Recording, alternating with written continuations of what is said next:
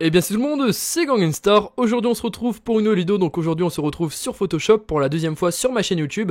Aujourd'hui on se retrouve pour un nouveau tutoriel pour savoir comment modifier des photos, pour par exemple les mettre sur Instagram, modifier par exemple la couleur des lèvres, la couleur des yeux ou quoi que ce soit, pour donner un effet plus beau sur la personne. Alors dans ce tutoriel je vais vous apprendre à modifier la couleur des lèvres, la couleur des yeux et également la teinte de la peau, pour donner un effet de contraste, voilà, pour donner un effet vraiment plus beau à la photo. On va simplement commencer par essayer de modifier la couleur des lèvres pour faire un espèce de rouge à lèvres. On peut même maquiller des personnes à distance grâce à ce logiciel, c'est quand même impressionnant. Alors on va venir donc tout simplement sélectionner le calque où se situe la personne.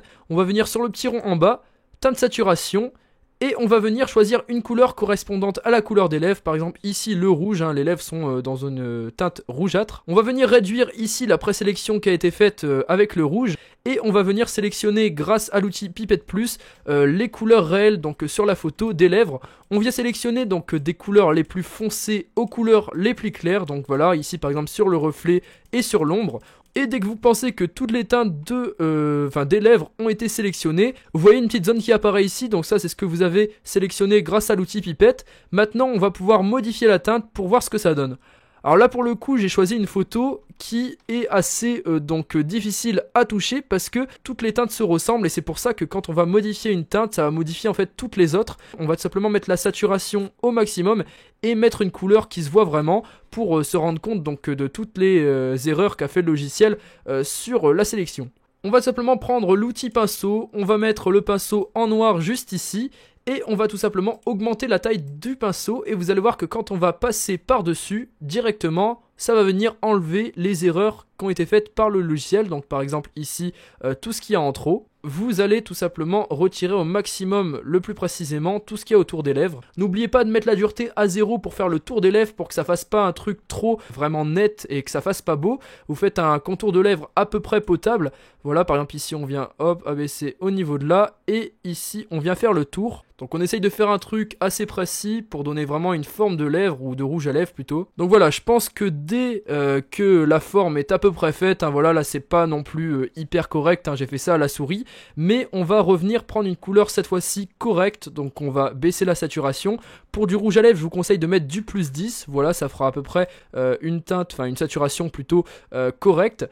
Et on va venir modifier. Pour le tutoriel, je vais mettre donc des lèvres à peu près roses, voilà, ça fait un truc pas trop retouché, mais un truc qui peut être quand même réaliste, voilà. Dès que vous voyez que le résultat que vous avez fait est à peu près correct, vous allez tout simplement venir enregistrer. Ici, on sélectionne les deux calques, un clic droit, fusionner le calque et vous pourrez modifier maintenant la couleur de quelque chose d'autre sur le visage. Désormais on va essayer de modifier la couleur des yeux, donc là on va complètement, je vais vous montrer pour le tutoriel, je vais modifier ces yeux, donc qui sont actuellement verts, je vais les mettre en bleu. Donc on partira du même principe, on va sélectionner le calque où se situe le personnage, on va venir ici sur le petit rond encore une fois, teinte saturation, et comme on voit que la couleur des yeux est verte, on va venir dans la présélection verte et on va venir réduire ici au maximum les teintes qui ont été présélectionnées. Maintenant on vient dans l'outil Pipette Plus, on va zoomer sur l'œil et sélectionner un petit peu comme tout à l'heure les teintes les plus claires et les plus foncées sur l'œil, on vient un petit peu cliquer partout. Dès que tout ça est fait, dès que vous pensez que vous avez sélectionné assez, vous aurez encore une fois une zone ici donc verte jusqu'au rouge, hein, parce que la couleur est un petit peu bizarre de la photo de base, et on va venir modifier la teinte, encore une fois ça fait un truc dégueulasse. On va mettre ici la saturation au maximum pour se rendre compte encore une fois de ce qu'il y a à modifier, là il y a énormément de choses pour le coup, et on va revenir avec notre outil pinceau, on va le mettre en noir pour pouvoir enlever les défauts, pour tout simplement venir retirer tout ce qu'il y a en trop. Bon là on fait le truc assez vaguement et on fera de plus en plus précis. On réduit peu à peu l'épaisseur, là par exemple je fais le contour des yeux. Voilà. Alors là pour les yeux c'est un truc assez précis, je vous conseille de mettre la dureté au maximum.